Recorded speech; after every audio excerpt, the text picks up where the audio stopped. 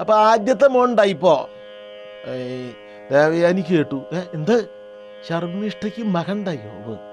ശർമ്മിഷ്ഠേ, നിന്റെ അല്ലേ ഈ മോൻ? അതെ. അവൻ നിനക്ക് എവിടെ നിന്നുണ്ടായി? അവൻ്റെ അച്ഛനാരാ? എൻ്റെ ദേവയാനി ഒന്നും പറയണ്ട, അവൻ്റെ അച്ഛനെ ഒരു ബ്രാഹ്മണനാ. അയാളുടെ ആധാർ കാർഡ് എടുക്കും. ആ ബ്രാഹ്മണൻ്റെ ആധാർ കാർഡ് എടുക്കും. എനിക്ക് അയാളുടെ I want to know his വെയർ അബൌട്ട്സ്. അയാൾ ആരാണ്, എന്താണ്, എവിടെ നിന്ന് വന്നു, നിനക്ക് ആരിൽ നിന്ന് സന്താനം ഉണ്ടായി, അതെനിക്കറിയണം. നീ എൻ്റെ ദാസിയല്ലേ? ആധാർ കാർഡ് ഇല്ല. എന്താ വെച്ചാൽ ആ ബ്രാഹ്മണൻ വലിയ തേജസ്വിയായിട്ടൊരു ബ്രാഹ്മണനായിരുന്നു. അദ്ദേഹത്തെ കണ്ടപ്പോൾ പിന്നെ ഞാനൊന്നും നോക്കിയില്ല. ഇതിന് പറഞ്ഞു ഒരു കുട്ടിയുണ്ടായി. ശരി, ഇത് വിശ്വസിക്കാം, ഞാൻ വിശ്വസിക്കണു എന്ന് പറഞ്ഞു ആരെ? ദേവയാനി.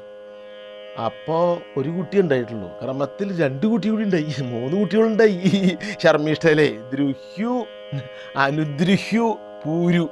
അപ്പുറത്ത് 2 ഉണ്ട്, യദു, ദുർവസു. ഈ 3 കുട്ടികളെയും കൂടിയിട്ട് ശർമ്മിഷ്ഠയും കൂടിയിട്ട് ഒരു ദിവസം കൊട്ടാരത്തിലെ ഉദ്യാനത്തിൽ വെച്ച് ദേവയാനി പിടിച്ചു.